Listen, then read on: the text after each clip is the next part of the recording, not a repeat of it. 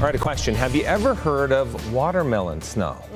It may sound delicious, but it's not something you want to eat. Scientists are studying this natural phenomenon to learn how it may be impacting Utah's snow and the water supply. Okay, I'm interested to hear more. ABC4's Northern Utah correspondent Kate Garner reporting from Cache County. And Kate, how's the snow out there today?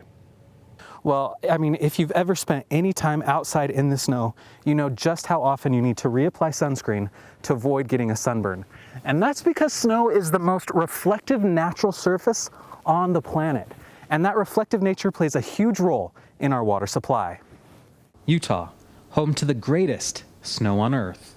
A lot of people call it watermelon snow. USU Assistant Professor Scott Hotaling explains that in spring, patches of pure white snow can turn pink and even red. And that's actually a green algal bloom that's occurring on the snow surface. Algae needs water to survive and is often associated with warm water, like you see here. So, how does snow algae survive in such frigid temperatures? The snow algae produce a pigment that basically darkens their cells, and it acts as both a protection against UV, so it protects their DNA and other aspects of their organelles from damage because they're in such a bright place, but then also it has a secondary benefit of causing their cells to absorb heat, which melts the snow around them, which allows them to actually access water because, you know, we're out here in a world of water right now, but none of it is accessible. Because snow is so bright, it usually reflects the sun's energy back into space, keeping it cooler for longer.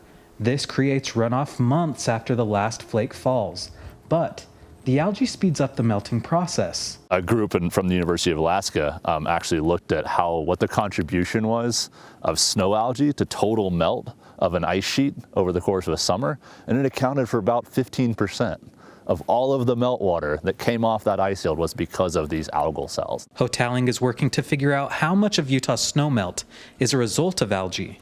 The research is in its infancy, but could see results within 2 years. So, why should we care? Snowpack decline around the west impacts how much water flows out of the headwaters, which then is how much is available for agriculture and people, and then what actually makes it to the Great Salt Lake. He says the algae itself is not an enemy. In fact, it's probably been here much longer than people.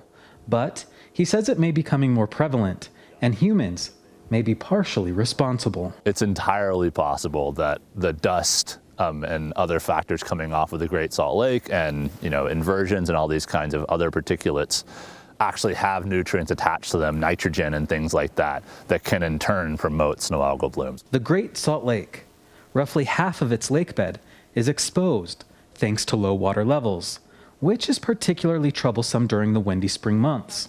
Not only could it be feeding the snow melting algae, but it could be melting the snow on its own as well. And it's not just Great Salt Lake that we have dust sources further afield. Dr. Daniel Bedford studies the Great Salt Lake and its decline. Certainly those dust sources deliver dust onto the snowpack, and once the snowpack loads these things up, it darkens the snow, it melts the snow faster, so it's influencing, again, our water supply. So it's this feedback loop of us affecting the lake affecting us. We really need to understand how that human influence might circle back to an ecological influence that happens in our headwaters, and literally what happens up here is what matters for down there. We all live downstream in Utah. Reporting in Cache County, Kate Garner, ABC4 News.